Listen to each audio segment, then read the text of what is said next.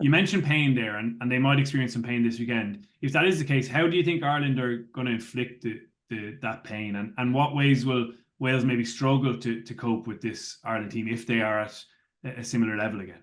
Yeah, well, look, just go back to the first half against Scotland. I think Scotland, in fairness to them, I actually like a lot of elements of the Scottish attack. I think it's the one area that they're top two team, to be honest, in this competition. And in that first half, when they kept the ball in hand, they found lots of holes and stretched them. So, like if you think back to the last Welsh team, the great Welsh team, the Sean Edwards defense was part of their DNA, and that's kind of still been there to a certain extent, even not obviously not as effective or impressive, but it was always kind of there. Whereas I think that they're transitioning a little bit. Mike Forshaw, coach in Connacht, is now the defence coach. Okay, he's rugby league, but it's not the same. It's not the same like clarity around it. So they were just very lucky. England don't really know what they're doing, ball in hand, and didn't stretch them. I think Ireland's attacking game, which is, if anything, it looks even more effective than it was in the World Cup, to be fair. As effective as it was in the World Cup.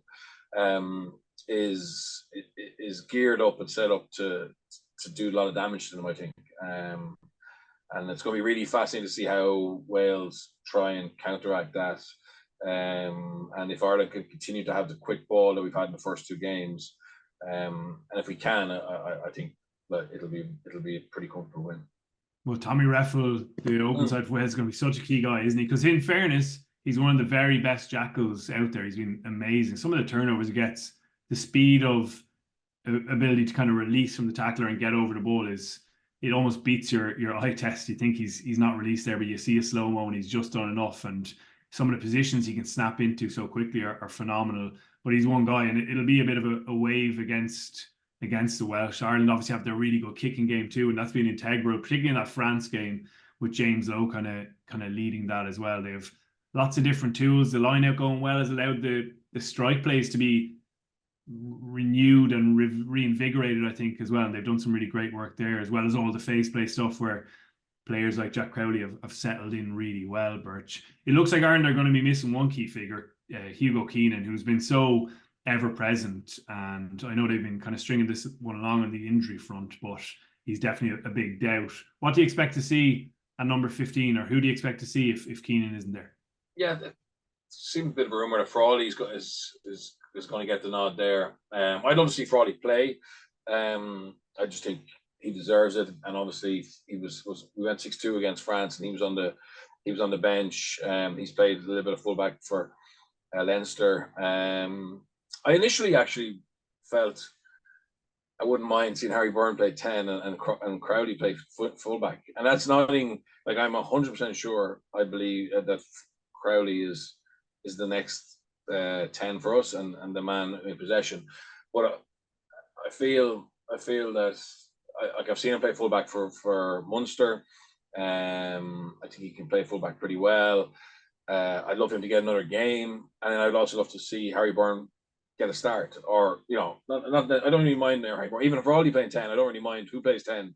But just to give one of those players that's not Ross. Obviously, Ross is come back from injury. We know what Ross can do, but to give either Frawley or Harry Byrne a start in the Six Nations. I know that Farrell is saying we're very much focused on them now, but I think if you did do that in a match that's not Italy, I think it's a big boost for those players, and they really see that they are very close to it, and they get a chance to impress. So that was where I was thinking, but I have no issue if Crowley plays every game at 10. This, like I said, I don't doubt for a second that he's the man. It was just a case of how can we get more depth in that position, and I thought maybe playing him fullback and playing Harry, who did well off the bench against Italy, might be a way of doing that. For sure. Crowley's still so relatively new into the jersey. I'm sure he'd love the continued rhythm of it. If it is Frawley or whoever else, what do you think are going to be the big challenges there, Birch? Because obviously Hugo Keane does so much stuff that we take for granted. He's incredibly quick. He's one of the fittest players in the sport, really, and he covers so much ground. He's grown in as a kind of playmaker and making big attacking contributions aerially. so excellent. His ruck work is brilliant, really. What do you think are others going to have to struggle with or cope with? Yeah, well, I think it's that. I don't think we expect whoever comes in to be as good as Hugo. I think Hugo is the best fullback in this competition at the moment. And yeah, like whoever comes in, let's be honest, probably be a makeshift. Like I don't think Frawley's an out fullback. Obviously with Jimmy O'Brien out, I don't even. Yeah, I think it's just basically the damage limitation. Really, just do the basics really well, and if you and be that extra playmaker. And I think that's what Farrell will look for. Is that someone? I think that's probably an area that they could do better than Hugo. To be honest, I think he's a good playmaker, but I don't think that's his super strength. So a Frawley coming in and just giving us, an even better two-sided attack or an outlet out the back could be an added string to our bow attack-wise. But I think defensively, yeah, for sure, Wales would see that as an opportunity to potentially to find kick space or if they make a line break to be able to finish a little bit better, because Hugo Keenan's last ditch tackling is outstanding. You know what I mean? It's mental. And I did something with Stuart Hogg last week, and he was even saying that was like the problem against Ireland was when you line break with Hugo there. He makes it so hard for you to execute that 2v1 or whatever. And it wasn't lip service. Like he's been there and he's felt that pressure and that like make a decision in the last minute. And then if he does decide to hits with such aggression and power that it makes the pass and contact very hard. So yeah, I think he will be. We won't have anyone who's good as him defensively, but potentially whoever comes in can add their own style to it. And it'd be interesting to see how Wales attempt to exploit any deficiencies back there. As you mentioned, the two out off options are really inexperienced. Sam Costello, who has a bit of a kicking game on him, but hasn't really done that at a test level.